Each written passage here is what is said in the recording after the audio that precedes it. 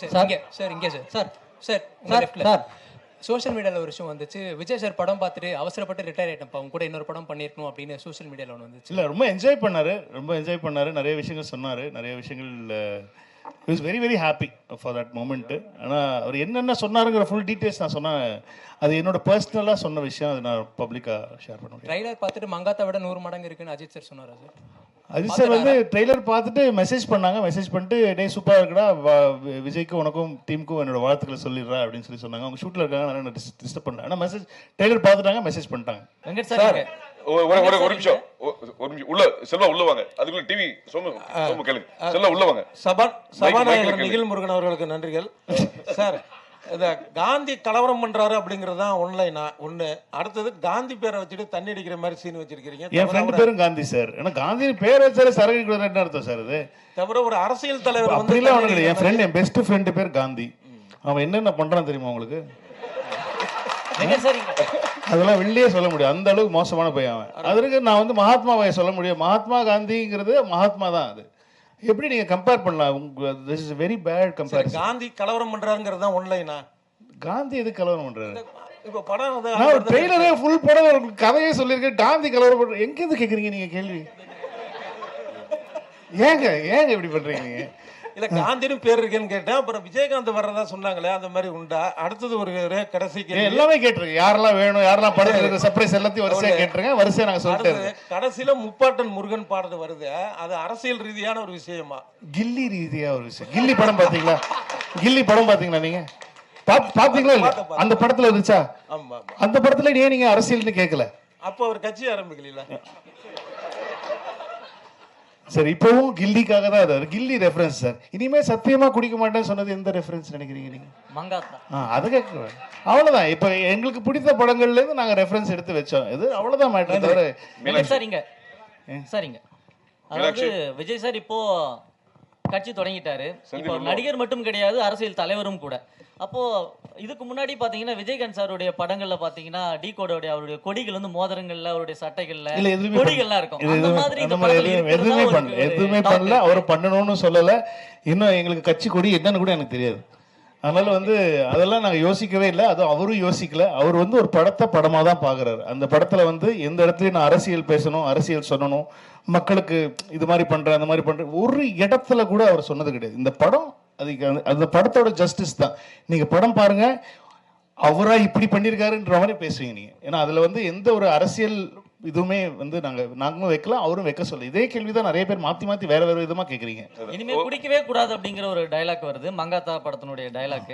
இப்போ அஜித் சாருடைய ரசிகர்களையும் காம்ப்ரமைஸ் பண்ணணும் அப்படிங்கிற நோக்கத்தில் இந்த டயலாக்கா? இல்ல வெங்கட் பிரபுவோட டயலாக் அது. ரெண்டு பேரையும் நான் தான் சொல்ல வச்சேன்.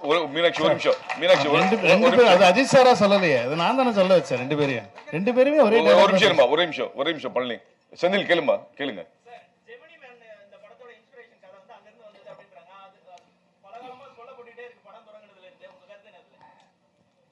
அது நல்ல படம் தான். அது எனக்கு ரொம்ப பிடிச்ச படம். வில் ஸ்மித் எனக்கு ரொம்ப பிடிக்கும். அந்த படம் வந்து ரிலீஸ் டைம்லேருந்து நான் பார்த்துட்டு இருக்கேன். அந்த படம் அந்த படத்தில் இல்லை இந்த படமும் அந்த படமும் சத்தியமாக ஒன்று கிடையாது. நீங்கள் படம் பார்த்த அப்புறம் நீங்கள் வந்து உங்களுக்கு பார்த்து நான் கேட்பேன். நான் யார் சொன்னா உங்களுக்கு ஜெமினி மேன்? ஏன்னா ஒரு டிஏஜ் பண்ணுறது அவர் தான் ஃபஸ்ட்டு பண்ணாங்க. ஒரு வில் ஸ்மித்தை வந்து சின்ன வயசு வில் ஸ்மித்தாக காட்டுறது வந்து அந்த படம் தான் வந்து முதல்ல அந்த டெக்னாலஜியை யூஸ் பண்ணது அந்த படம் தான். அதனால நாங்கள் வந்து இப்போ சின்ன வயசு கேரக்டரில் ஒரு விஜய் சாரை காட்டுறோன்னே நான் பிடிச்சிட்டேன். அதே படம் தான்.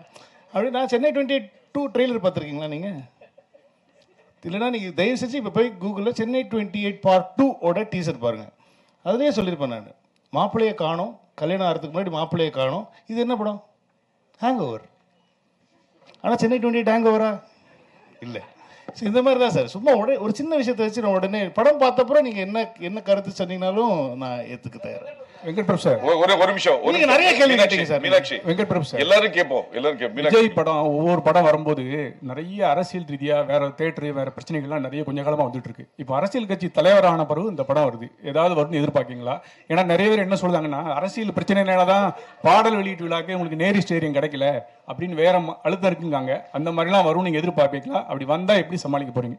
இல்ல ஒரு நிமிஷம். இது வந்து இல்ல இது ப்ரொடியூசர் சைடு எனக்கு அகுரம் சார் சொன்ன ஒரு தகவல், ஆடியோ லான்ச்சுக்கு எந்த ஒரு ஸ்டேடியத்தையுமே இது வரைக்கும் அணுகவே இல்லை as it is. அது இன்னும் அதுதான் உங்களுக்கு ஒரு கூடுதல் தகவலா சொல்லிடுறேன் நான். ஹலோ இல்ல ஒரு நிமிஷம் சார், நாங்க இன்னும் ஆடியோ லான்ச் பத்தியே பேசவே இல்லை. நாங்க இனிமே தான் அதை பத்தி டிஸ்கஸ் பண்ணி பிளானே பண்ண போறோம். we have not approached anybody. Madam madam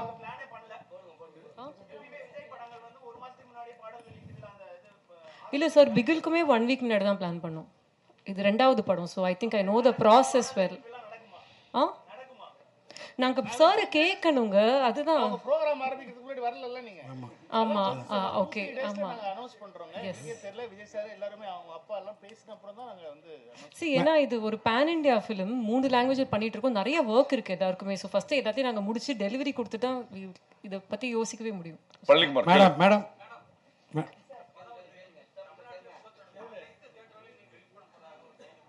நாங்க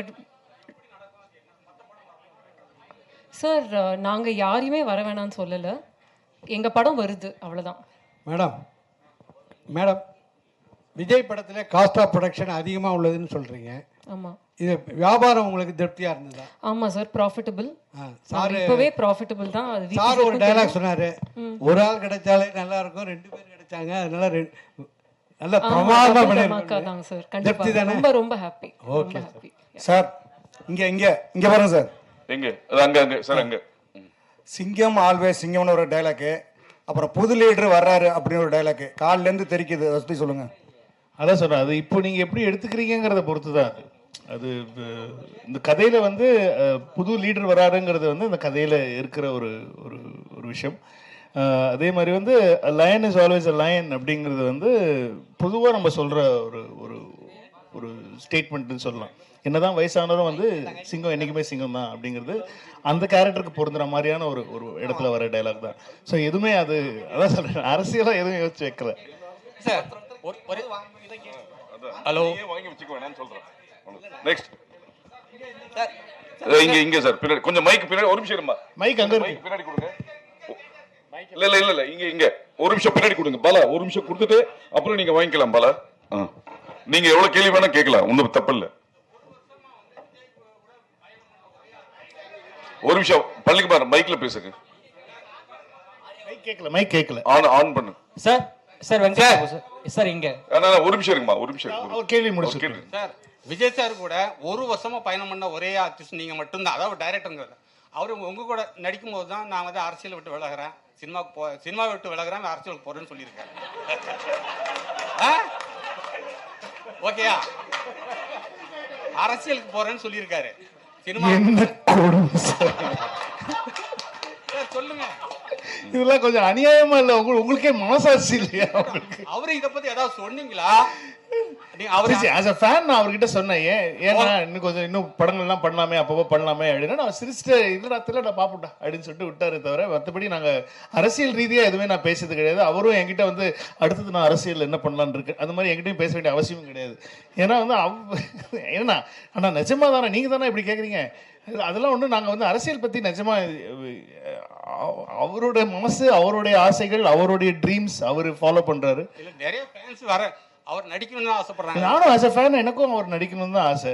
எல்லாருக்குமே அது ஆசை. இவங்களெல்லாம் விட்டா வந்து அவங்க தீ குளிப்பாங்க. அவங்கெல்லாம் அந்த மாதிரி அவங்க பயங்கரமான ஒரு தீவிர ரசிகை. நாங்கள் வந்து நிறைய சண்டையெல்லாம் போட்டிருக்கோம் அதனால. பட் இல்லை, சீரியஸாக சொல்கிறேன், ஆஸ் எ ஃபேன் எல்லாருக்குமே அது ஒரு ஒரு ஆசை இருக்குது இல்லையா? வி வாண்ட் இன்னும் நிறைய ஒரு படத்தில் அப்பப்போ நடிக்கணுங்கிற ஆசை இருக்குது. பட் ஆனால் அவருக்குன்னு ஒரு ஆசை இருக்குது, அவருக்குன்னு ஒரு ட்ரீம் இருக்குது. அதுக்கு நம்ம எல்லாருமே வந்து சப்போர்ட் பண்ணணும் அப்படிங்கிறது தான் என்னுடைய. சார் விபி சார் இங்கே சார், விஜயகாந்த் சார் வந்து ஏஐ மூலியமா நம்ம இதில் கொண்டு வரோம் அப்படிங்கிற ஒரு நியூஸ் வந்திருந்தது. அதுக்கப்புறம் வந்து பார்த்தீங்கன்னா பிரேமலதா மேம் வந்து ஒரு அறிக்கை ஒன்று விட்டுருந்தாங்க, எங்களை கேட்டுட்டு தான் இதை பண்ணணும். இல்லை, அவங்களே முன்னாடி சொல்லிட்டாங்களே, அவங்க சொல்லி தான் உங்களுக்கே தெரிஞ்சது. கோட் படத்தில் வந்து எங்களை கேட்டுருக்காங்க, இந்த மாதிரி பண்ணுறாங்கிறது அவங்களே தானே சொன்னாங்க. ஓகே சார், அப்போ கண்டிப்பாக இதில் அவர் இருக்காரா? ஏன்னா இதில் இருக்கிற எல்லா எதிர்பார்ப்பும் அவங்களே சொன்ன அப்புறம் இல்லைன்னா எப்படி? ஓகே, அவங்க தானே சொன்னாங்க, நான் சொல்லி அவங்க தானே சொன்னாங்க. ஓகே சார், ஓகே சார், நான் பார்க்கல சார். அவங்கள்ட்ட தான். விபி சார், சார் இங்க மைக் சார், விபி சார் இங்க வெங்கட் பிரபு சார் சார் இங்க சார் சார் இப்போ வந்து படத்தில் ஆக்சுவலி நீங்கள் சிஎஸ்கே ஃபேன் எல்லாம் தெரியும், பயங்கரமான ஃபேன். அண்ட் பேரலல்ஸாக டயலாக்ஸ் நிறையவுமே இருக்குது, references. So Dhoni and Vijay sir கூட கம்பேர் பண்ணுற மாதிரி ரைட்டிங்ஸ் இருக்கா? அண்ட் அதர் திங் பர்சனல் லெவலில் you think they have anything in common so that அது மாதிரி ரெஃபரன்சஸ்? எனக்கு விஜய் சார் தெரிஞ்ச அளவு தோனி தெரியாது. ஏன்னா நான் விஜய் சார் கூட வந்து கிட்டத்தட்ட ஒரு 1 year ட்ராவல் பண்ணேன். தோனி அவங்களோட ஒரு 1 year நான் ட்ராவல் பண்ணேன்னா கண்டிப்பாக 2 பேரோட கம்பேரிசன் சொல்கிறதுக்கான, நம்மளும் உங்களை மாதிரி வெளில இருந்து டிவியில் பார்த்து கிரவுண்ட்ல இருந்து பார்த்து தான் எனக்கு தோனி அவ்வளோவா தெரியுமே தவிர, ஆனால் விஜய் சாரை அப் க்ளோஸ் அண்ட் பர்சனலாக தெரியும். ஸோ எனக்கு தோனி அவர்கள் உண்மையிலேயே அப் க்ளோஸ் அண்ட் பர்சனலாக எப்படி இருப்பாங்கிறது தெரியாத காரணத்தினால் என்னால் இந்த கேள்விக்கு பதில் சொல்ல முடியாது. பட் நிறைய ரெஃபரன்சஸ் இருக்குல்ல சிஎஸ்கே. அது ஆஸ் அ ஃபேன் எனக்கு தோனி ரொம்ப பிடிக்கும், சிஎஸ்கே ரொம்ப பிடிக்கும். நாங்கள் எல்லாமே பயங்கரமான சிஎஸ்கே ஃபேன். இப்போ அர்ச்சனா எல்லாருமே நாங்கள் பயங்கரமான சிஎஸ்கே ஃபேன்ஸ். ஸோ அது வந்து எங்களுக்கு அந்த படத்தில் கதையில் தேவைப்பட்டதுனால வந்து நிறைய சிஎஸ்கே மொமெண்ட்ஸ் படத்தில் இருக்கும். சார் சரிங்க. யுவராஜ், இந்த படத்தில் வந்து ட்ரெய்லரில் வந்து அண்ணா வரார் வெளிவீடு, அதுக்கப்புறம் அந்த ஐ எம் வெயிட்டிங், ஸோ இந்த டைலாக் எல்லாமே ட்ரெண்ட் செட் அப்படின்றதுனால வச்சுங்க. வேற எதுவும் ட்ரெண்ட் செட் பண்ண கிடைக்கலையா, இல்லை இதுதான் ட்ரெண்ட் செட்னு சொல்லி இல்லை நான் லேட் ஆகுமே ட்ரெண்ட் செட் பண்ணுறதுக்கு. டக்குனு ட்ரெண்ட் செட் பண்ண விஷயங்களே எடுத்து போட்டோன்னா டக்குனு உங்களுக்கு புரிஞ்சு. இப்போ நீங்கள் அந்த கேள்வியே கேட்க மாட்டீங்க. நான் வேறு ஏதாவது போட்டேன் ட்ரெய்லர் கமிங் சூன் அப்படின்னு சொன்னால் அவர் கேட்பாரா? அந்த கேள்வி கேட்க மாட்டார். இப்போ கேட்குறாரு பாருங்க, அண்ணன் வரார் வழிவிடுன்னு எப்படி ஞாபகம் வருச்சு உங்களுக்கு? ஏன்னா அது போட்டதுனால தான் வருது. இல்லை இப்போ பழகின விஷயம் சார். வேற விஜய் சார் டைலாக் அப்படின்றதப்போ இப்போ இந்த படத்தில் வந்தது வந்து வயசாயிடுச்சு, ஸ்குவாட் விட்டு வெளியே போச்சு, இந்த டைலாகே எனக்கு மனப்படமாக தான் இருக்குது. இது இதுக்கு முன்னாடி எதுலையும் பேசினது கிடையாது. ஸோ ஆல்ரெடி இப்போ நீங்கள் இந்த டைலாக்கை ட்ரெண்ட் செட் பண்ணலாம். ஆல்ரெடி இதுக்கு முன்னாடி ஒரு 2-3 படத்துல நிறைய டைலாக் வரும். நான் சொல்லி முடிச்சிடறேன். இதுக்கு முன்னாடி வந்து ட்ரெய்லர் பிடிக்கல உங்களுக்கு, அவ்வளவுதான். அப்படி சொல்லல. இதுக்கு முன்னாடி வந்த 2-3 படங்கள்ல எல்லாமே அதுக்கு முந்தைய படங்கள்ல இருந்து அந்த ரெஃபரன்ஸ் எல்லாம் வச்சு ஸோ அந்த ஒரு ரிமெம்பர் பண்ற மாதிரி வச்சிருந்தது. ஸோ இதுதான் ட்ரெண்ட் செட்னு அப்படியே ஃபாலோ பண்ணிட்டு வரீங்களா, இல்லை வேற எதுவும் ட்ரெண்ட் செட் பண்ண முடியலையான்னு கேட்கறேன் நான். அது எது ட்ரெண்ட் செட் நீங்க சொல்லுங்க ஃபர்ஸ்ட். இது அதான் கேக்குறேன். ஐ அம் வெயிட்டிங் அப்படின்றது விஜய் ஃபேன்ஸ் ட்ரெண்ட் செட் தான அது. அப்படின்றத கேக்குறேன். ஃபேன்ஸ் வந்து ஐ அம் வெயிட்டிங் சொன்னா கிளாப் பண்ணுவாங்களா பண்ண மாட்டாங்களா? சோ இதுவே வந்து இப்போ இதுக்கு முன்னாடி அந்த ஸ்குவாட் டயலாக் இருக்குல, இது அடுத்த படத்துல வச்சா அடுத்த படத்தோட இப்போ இது முந்தைய டைரக்டர் வைக்க கூடாது அப்படின்றத கேக்குறேன். இனிமேல் சொல்லிடுறேன். இனிமேல் வந்து விஜய் சார் டயலாக்ஸ் வந்து அடுத்த படத்துல நம்ம யூஸ் பண்ண கூடாது. இல்ல அது கேக்குறேன். ஒரு தியேட்டர் மொமெண்டா இருக்குங்கிறது தான் ஐடியாவே. ஒரு தியேட்டர்ல ஃபேன்ஸை செலிப்ரேட் பண்ணணுங்கிறது தான் ஐடியாவே தவிர, நான் வந்து ஒரு விஷயம் சொல்லி அது வந்து அடுத்த படத்துல அவங்க என்ஜாய் பண்ணணுங்கிறது ஐடியா கிடையாது. இந்த இடத்துல நீங்க ஒரு தியேட்டர் வரீங்கன்னா ஒரு நல்ல ஒரு செலிப்ரேஷனா இருக்கணுங்கிறதுக்கு என்னென்ன பண்ணலாம் அப்படிங்கிறது மட்டும் தான் நான் யோசிச்சேனே தவிர, இது இல்லைன்னா நான் எதுக்கு நிறைய பேர் சொன்னாங்க எதுக்கு அண்ணா வரார் வழிவிடு வைக்கிறீங்க, அது வந்து லோகேஷ் படத்தில் வந்துச்சு, அது நீங்கள் எப்படி நீங்கள் ஏன் வைக்கிறீங்க, நீங்கள் புதுசாக சொல்லி எனக்கு தேவையில்லை. எனக்கு லோகேஷ் நல்லா தான் பண்ணியிருக்காரு, அது சூப்பராக பண்ணியிருக்காரு. அது எல்லாருக்கும் மனசில் பதிஞ்சிருச்சு. அது நம்ம கேட்டோன்னே அந்த ரெஃபரன்ஸ் ஞாபகம் வருது. அது எனக்கு தெரிஞ்சு மாஸ்டருக்கு அப்புறம் நம்ம தான் பண்ணியிருக்கோம்னு நினைக்கிறேன். மாஸ்டரில் லோகேஷ் எழுதின டைலாகை வந்து நான் இந்த படத்தில் வந்து நான் அதில் டைலாகாக யூஸ் பண்ணல, இதில் வந்து வெறும் ரைட்டிங்காக யூஸ் பண்ணியிருந்தேன். அது ட்ரெய்லர் ஆரம்பிக்கிறதுக்கு முன்னாடி இப்போ இங்கிலீஷ் படத்துலலாம் பார்த்தீங்கன்னா ட்ரெய்லர் ஸ்டார்ட்ஸ் நவ் அப்படின்னு சொல்லி தான் போடுறேன். இது ஒரு ட்ரெண்டாக இருக்குது இப்போ புதுசாக. அது ஒரு சின்ன பில்டப் கொடுக்குற மாதிரி.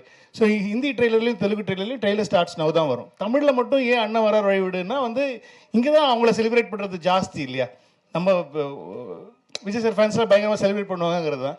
ஐ எம் வெயிட்டிங் நான் ஆக்சுவலி மியூட் பண்ணியிருக்கலாம், ஆனால் வந்து அது அவர் வாய்ஸில் இருந்தால் நல்லா இருக்குமேன்னு சொல்லிட்டு தான்.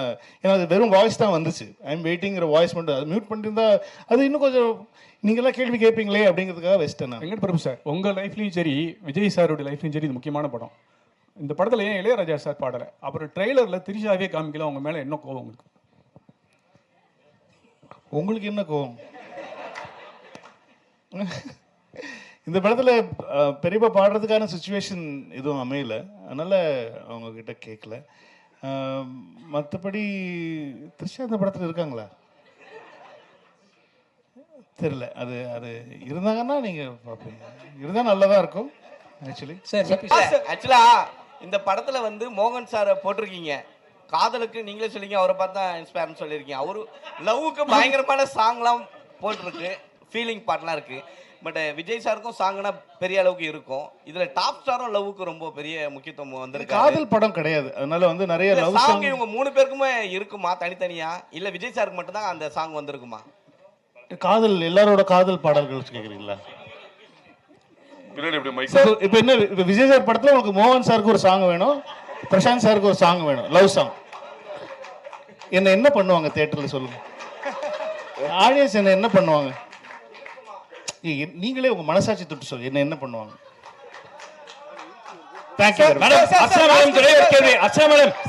அர்ச்சனா மேடம், உங்களுக்கு தான் ஒரு கேள்வி. as the vice president of Tamil film producers council, அதனால உங்ககிட்ட அந்த கேள்வியை வைக்கிறேன்.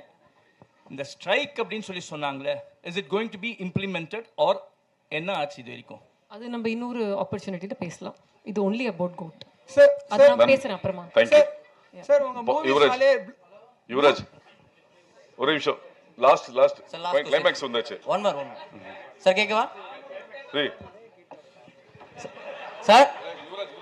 சார் இங்க அதே மாதிரி சார் தமிழ் ட்ரெய்லர்ல வந்து ட்ரெய்லரோட கிளைமேக்ஸ்ல வந்து அந்த மருதமலை மாமணி சாங் வச்சிருந்தது.